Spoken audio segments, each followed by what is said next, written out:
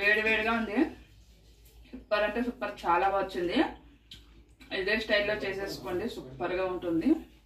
ఇక ముందుగా capsicum curry అయితే చేసేసుకుందాం. ఇక చూడండి, క్యాప్సికమ్ అన్నీ బుడమలు తీసేసి క్లీన్ చేసి పక్కకు పెట్టేసుకోవాలి. ఇక మనకి మసాలాకైతే రెడీ చేసేసుకుందాం. చూడండి, అన్నీ వేయించుకోవాలన్నమాట. ఇక చల్లారిన తర్వాత మిక్సీకి అయితే వేసేసుకోవాలి పొడిని.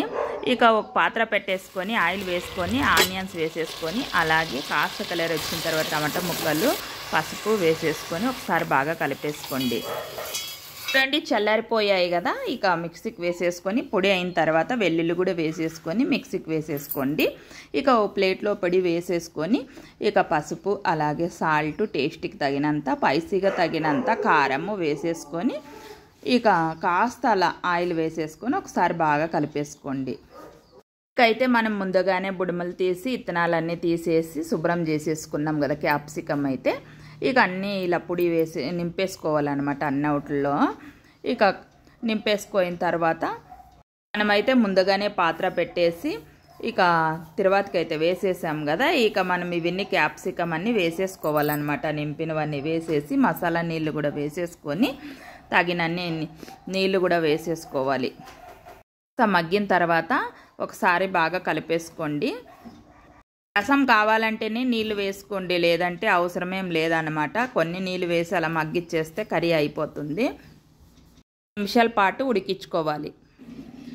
ఇక ఉడికిందో లేదో చూద్దాము. చూడండి, కర్రీ అయితే గమగమ వస్తూ ఉంది, వాసన అయితే అద్దరిపోతూ ఉంది. ఇక చూడండి, ఒకసారి బాగా కలిపేసుకుందాం. ఇక చూడండి, సూపర్గా వచ్చింది కర్రీ అయితే. ఇక ఉప్పు కారం సరిపోయిందో లేదో చూద్దాము. సూపర్ అండి, చాలా అంటే చాలా బాగా వచ్చింది. ఎమ్మి క్యాప్సికమ్ కర్రీ అయితే రెడీ అయిపోయిందండి. ఇక కాస్త అలా మగ్గిన తర్వాత ఇక గ్యాస్ అయితే ఆఫ్ చేసేసుకుందాం. చూడండి, ఇక మగ్గిపోయింది కదా, గ్యాస్ ఆఫ్ చేసేసుకుందాం. ఇక క్యాప్సికమ్ కర్రీలోకి అయితే నేను పూరీ చేయబోతున్నాను. ముందుగానే నేను పిండి అయితే నానబెట్టుకున్నాను. చూడండి, ఓలిక్ సోజీ అలాగే మైదా, కాస్త గోధుమ పిండి అలాగే సాల్ట్, కొంచెం ఆయిల్ వేసి బాగా కలిపి ఆ తర్వాత నీళ్లు పోసుకుంటూ నానబెట్టుకున్నాను అనమాట. చూడండి, పిండి అయితే ఎంత మెత్తగా ఎంత బాగా నానిందో. పూరీలు కూడా బాగా ఉబ్బుతాయి అనమాట ఇలా తడుపుకుంటే పిండిని. ఇక క్యాప్సికమ్ కర్రీలోకి పూరీలు అయితే చేసేసుకుందాం. ఇక పూరీలు అయితే తిక్కేసుకుందాం. చూడండి, వంటలు అయితే ఈ సైజులో చేసేసుకున్నాను. ఇక క్యాప్సికమ్ కర్రీ ఇలా పూరి చపాతీ కానీ మా వారికి చాలా ఇష్టం అనమాట. అందుకని ఎక్కువగా నేను క్యాప్సికమ్ చేస్తూ ఉంటాను.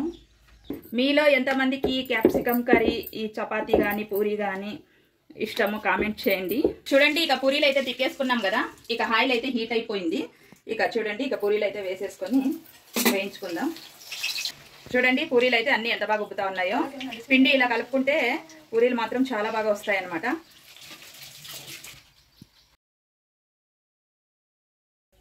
వేడి వేడిగా ఉంది, సూపర్ అంటే సూపర్, చాలా బాగా వచ్చింది. ఇదే స్టైల్లో చేసేసుకోండి, సూపర్గా ఉంటుంది. బూరెలు చేస్తూ ఉన్నానండి. బూరెలు అయితే చేస్తూ ఉన్నాను. మామూలు మనము భక్షాలకి పిండి తడుపుకుంటాం కదా, అలా తడుపుకున్నాను అనమాట. అలా ఏమో స్వీట్ తినాలనిపించిందంట మా వారికి, అందుకనే చేస్తూ ఉన్నా సడన్గా. ఇక చూడండి, ఇలా అనేసుకొని మామూలు మనం భక్షాలకి పూర్ణం తయారు చేసుకుంటాం కదా, అలాగే అనమాట. ఇలా వంట చేసేసుకొని ఇలా పెట్టేసుకోవడమే. చూడండి, ఇలా అనుకోవాలి. ఇలా బాగా ఇలా అనుకొని ఎక్స్ట్రా పిండి అంతా ఇలా తీసేసుకోవాలి. ఇక తర్వాత కాస్త ఆయిల్ అలా అనుకొని మనం వంట అయితే ఇలా రౌండ్గా ఇలా అనుకోవాలన్నమాట. ఇలా అనుకోవాలి.